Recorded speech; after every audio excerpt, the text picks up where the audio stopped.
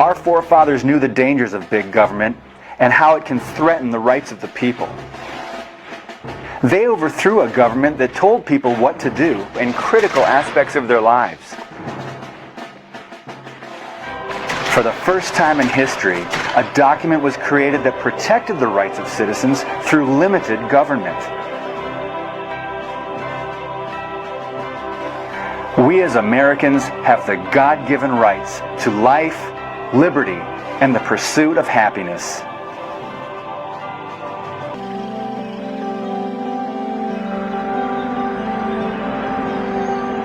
As good stewards of Earth, Americans are traveling on the road to environmentalism. Recycling has been a common practice for most of human history. One of the first big pushes occurred in the 1970s through government mandates.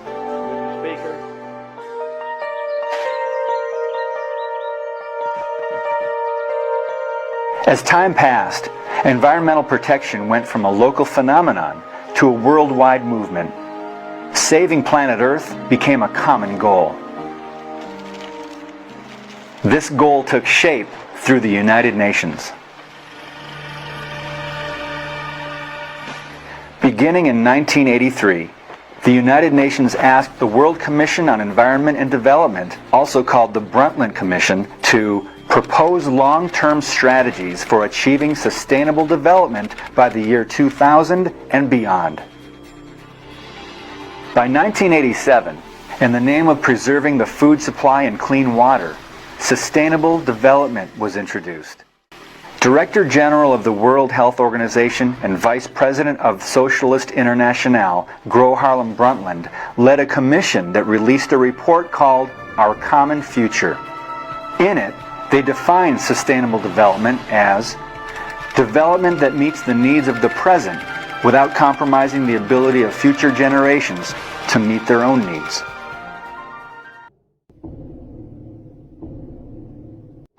In 1992, an Earth Summit was convened under the auspices of the UN to formulate policy for the world environmental movement. At the summit, they issued a report entitled Agenda 21. The number 21 stands for the 21st century. In his opening speech, the General Secretary of the summit, Maurice Strong, who is also a member of the Brundtland Commission, said, "Current lifestyles and consumption patterns of the affluent middle class, involving high meat intake, use of fossil fuels, appliances, home and work air conditioning, and suburban housing, are not sustainable." It sounds as if sustainable development is taking on an agenda that can possibly curtail one's eating habits, the ability to drive using any type of vehicle, and even limiting one's ability to own a home in the suburbs. What are their true intentions?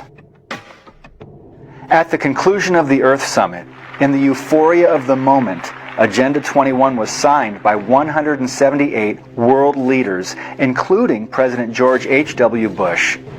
Since then, subsequent events have led American leaders, including Presidents Clinton and Obama, to sign further agreements and executive orders implementing Agenda 21.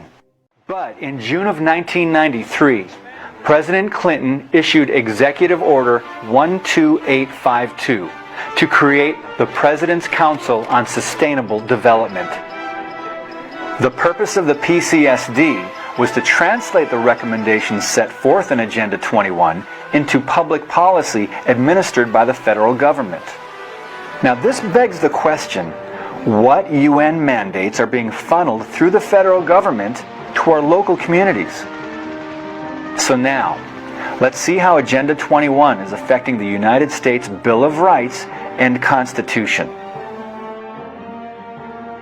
In the UN's 1996 publication, Global Biodiversity Assessment, it states, "Property rights are not absolute and unchanging, but rather a complex, dynamic, and shifting relationship between two or more parties over space and time." Agenda 21's view toward private property can be traced back to the 1976 UN Conference on Human Settlement. In their Report of Habitat, the private ownership of land section reads, "Land, because of its unique nature and the crucial role it plays in human settlements, cannot be treated as an ordinary asset, controlled by individuals and subject to the pressures and inefficiencies of the market. Private ownership is also a principal instrument of the accumulation and concentration of wealth, and therefore contributes to social injustice. If unchecked, it may become a major obstacle in the planning and implementation of development schemes." This is contrary to the views of George Washington, John Adams, and the other founders of the United States. Agenda 21's view on private property is comparable to that of the Soviet Union, where private ownership was replaced with collective ownership. To explain, let's look at the first actions taken by Vladimir Lenin and his Bolshevik government. Following the October Revolution of 1917, agrarian land reforms did away with the people's private ownership of farms. The farms were seized and converted into government-mandated collective farms. On these collective farms, the ruling Soviet government determined production quotas which are similar to what is being recommended by the PCSD to bring the rates of harvest into line. With the guidance of UN affiliates, sustainable development programs have found their way into local communities. A good example took place in Contra Costa County, California in 2011. At a meeting to explain sustainable development, the following took place between the organizers and the citizens. An attendee did not understand what was meant by preserving open space. So open space is sort of defined as anything that does not currently have development on it. So it would be defined as agricultural areas or natural areas that don't have urban development on them, either industrial, commercial, or housing. Government open space, or are you talking about private open space? People's private property, like eminent domain? It's both. Both? After much confusion from the citizens, a woman stated, Private property is part of that's part of our constitutional values for people to have and be able to do whatever they want with their own private property. And for us to sit here and say they can't use their own property and you're calling it open space is somebody's private property. These types of meetings lead to more questions than answers. What are the true intentions of sustainable development? Private property rights are only one aspect of sustainable development. It affects an even more fundamental aspect of life itself. Let's look at the Chinese Communist government and its one-child policy. Just like marriage in China, there are numerous hurdles to overcome before permission is granted. For a Chinese couple to have a child, they have to get a birth license. In order for the couple to get a license, they have to go through a procedure that runs through local Communist Party functionaries. Without a birth license, no hospital or doctor can treat the mother or the child before, during, or after the birth. The Chinese are required to inform the authorities of any illegal birth. In short, the Chinese government is in complete control.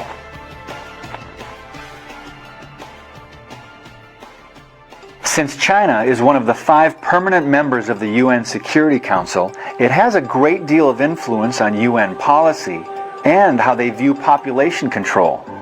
China's one-child policy is now being considered as a viable solution towards sustainable development. The PCSD shows their support of this very idea in their 1998 publication, Sustainable America. We must move towards stabilization of the U.S. population and a reduced rate of population growth in the United States and the world. Sustainable America also promotes Agenda 21's view on education for sustainable development. We must expand the number of curricula, materials, and training opportunities that teach the principles of sustainable development.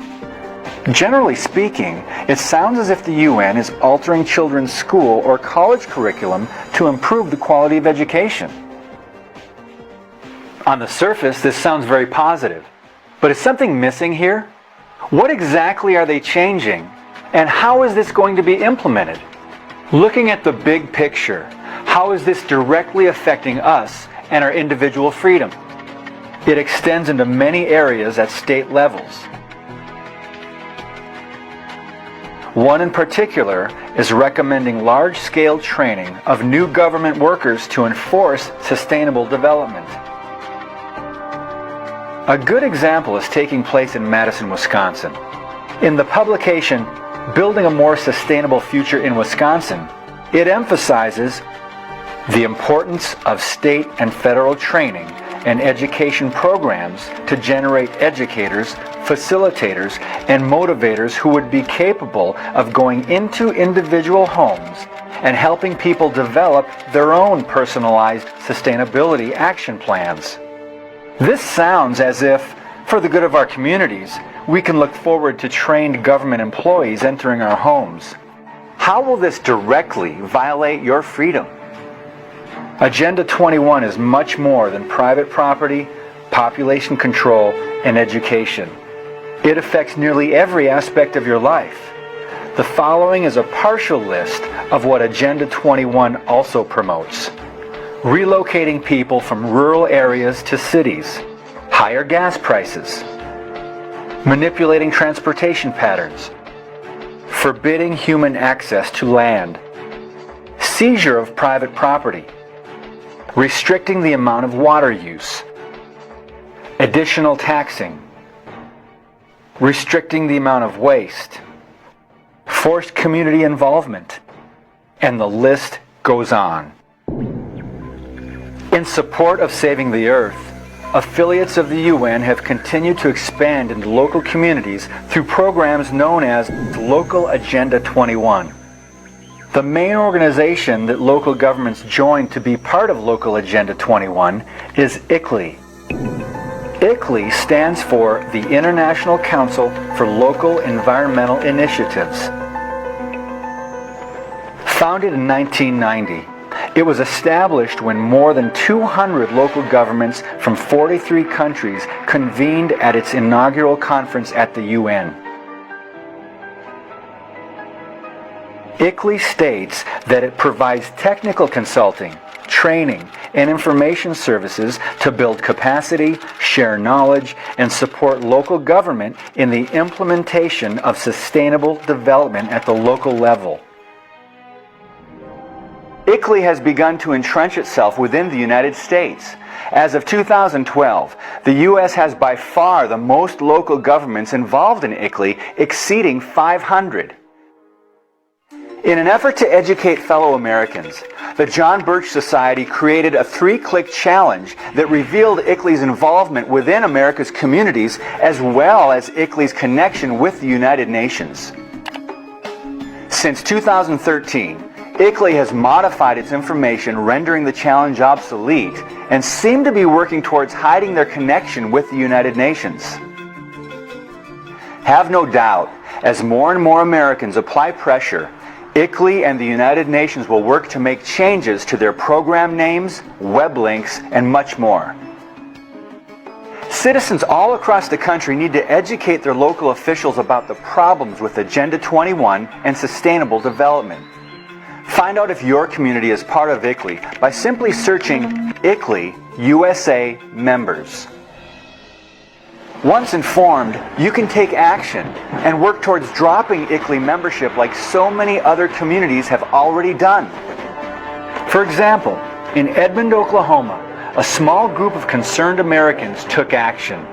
They created a plan that would inform key business leaders and influential citizens about the dangers of ICLEI. Within time, the mayor and city council were persuaded to vote to drop ICLEI. So as you can see, It not only can be done, it is being done.